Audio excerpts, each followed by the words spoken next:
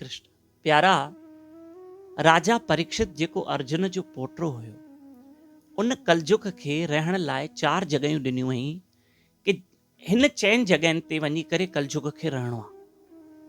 मांस यानी नॉनवेज, शराब, जुआ ऐं कुसंग में। तॾहिं कलयुग चए थो कि हिकु जॻह मूंखे अञा खपे, मां सोन में गोल्ड में रहण थो चाहियां। परीक्षित महाराज चईंसि ठीकु आहे, तूं गोल्ड में बि वञी रहो। त ओॾी महिल राजा परीक्षित खे सोन जो मुकुट पातल हुयो ऐं कलजुग वञी करे परीक्षित जे उन मुकुट में वेही रहियो, उन सर ते वञी करे वेही रहियो। राजा परीक्षित हुयो त वॾो धर्मात्मा, पर हाणे मथे ते वञी कलजुग वेठुसि त जीअं जो राजा परीक्षित पंहिंजे महल ॾे वापसि मुड़ियो त रस्ते में राजा परीक्षित खे उञ लॻी, प्यारा उञ लॻी। त एतिरे में जीअं राजा परीक्षित खे उञ लॻी त रस्ते में हिकु ऋषिअ जो आश्रम आयो, श्रमिक मुनीअ जो आश्रम आयो। ऐं वञी करे राजा परीक्षित चए थो, हे मुनिवर, मूंखे उञ लॻी आहे, मूंखे पाणी पीआरियो। पर उहो मुनी त ध्यान में वेठो, अखियूं बंदि हुयसि। ऐं राजा परीक्षित जे मथे ते कलयुग सवार हो त हिन खे राजा परीक्षित खे गुस्सो अची वियो, ॾाढो गुस्सो अची वियो कि मां राजा आहियां, मुंहिंजी कोई छो नथो ॿुधे, मूंखे उञ लॻी आहे, मूंखे पाणी पीआरियो। गुस्से में अची वियो राजा परीक्षित। ॾिठई कि ऋषि त ॿुधे ई कान थो पियो, अखियूं बंदि अथसि, मुंहिंजी राजा जी इहा इज़त आहे।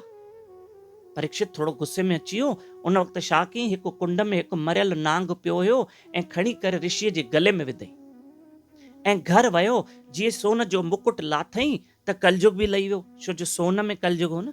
ऐं मथे तां जीअं कलयुग लही वियो, तॾहिं राजा परीक्षित रोअण लॻो कि मूंखां ग़लती थी वई आहे, मूंखां अपराध थी वियो, मूंखां हिकु पाप थी वियो कि मां हिकु ऋषिअ जे गले में मां उन जी निंदा कई, मां उन ऋषिअ जे प्रति हिकु पाप करे आहियां, मां उन जे गले में मरियल नांग विझी आहियां, मां उन ऋषिअ जो ॾाढो वॾो अपमान कयो आहे।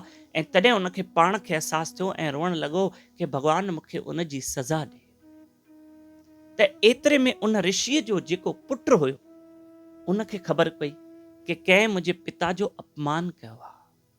त उन तुरंत वञी करे श्राप ॾिनई कि जंहिं बि मुंहिंजे पिता जो अपमान कयो आहे उन जी 7 ॾींहंनि में मृत्यु थी वेंदी ऐं उनखे अची करे नांग डंगे वेंदो। ऐं इहा ॻाल्हि थोड़ी देर में राजा परीक्षित खे ख़बर पइजी वई कि मूंखे उन ऋषिअ जे पुट श्राप ॾिनो आहे ऐं मूंखे जीअण लाइ सिर्फ़ु 7 ॾींहं पिया आहिनि।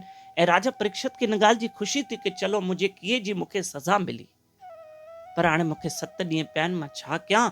त उन पंहिंजो राज पाठ सभु छॾे करे वञी जंगल में ऋषियुनि मुनियुनि सां मिलियो।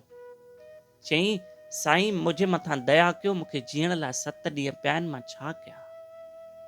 त ऋषियुनि मुनियुनि चयोसि, तूं कृष्ण कथा मतिलबु श्रीमद भागवत महापुराण जी कथा ॿुध। अगरि तोखे पंहिंजो शीघ्र भलो करणो आहे, तुरंत जल्दी पंहिंजो उद्धार खपई, तूं पंहिंजो 7 ॾींहंनि में भलो चाहीं थो त तूं भागवत कथा ॿुध। तोखे शुकदेव मुनि महाराज अची करे भागवत ॿुधाईंदा।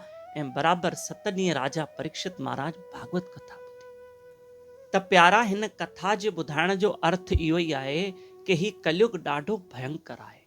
जीअं कलयुग ही राजा परीक्षित खां हिकु पाप करायईं, तीअं कलयुग असांजे मथे ते बि वेठो अथव, जीअं राजा परीक्षित जे मथे ते वेठो। ऐं उहो कलयुग असांखां पाप कराए रहियो आहे, ग़लतियूं कराए रहियो आहे। त छो न असां बि राजा परीक्षित वांगुरु श्रीमद भागवत कथा अर्थात श्री कृष्ण कथा ॿुधी करे, श्री कृष्ण जो नालो जपे करे असां बि हिन कलयुग खां, हिन पापनि खां, हिन ग़लतियुनि खां असां बि आज़ाद थी वञूं, मुक्त थी वञूं। ऐं अॻिते असां सावधान रहूं कि असां कोई अहिड़ी ग़लती अपराध न कयूं ऐं कृष्ण कथा ॿुधी पंहिंजो भलो कयूं ऐं कलयुग खां ऐं पाप कर्मनि खां मुक्त थी वञूं। नवां प्रेमी असां सां गॾु कथा में जुड़ी सघो था। डेली व्हाट्सएप ते कथा ॿुधो 7066728666 इन ई नंबर ते पंहिंजो ऐं पंहिंजे शहर जो नालो व्हाट्सएप ते लिखी मोकिलियो।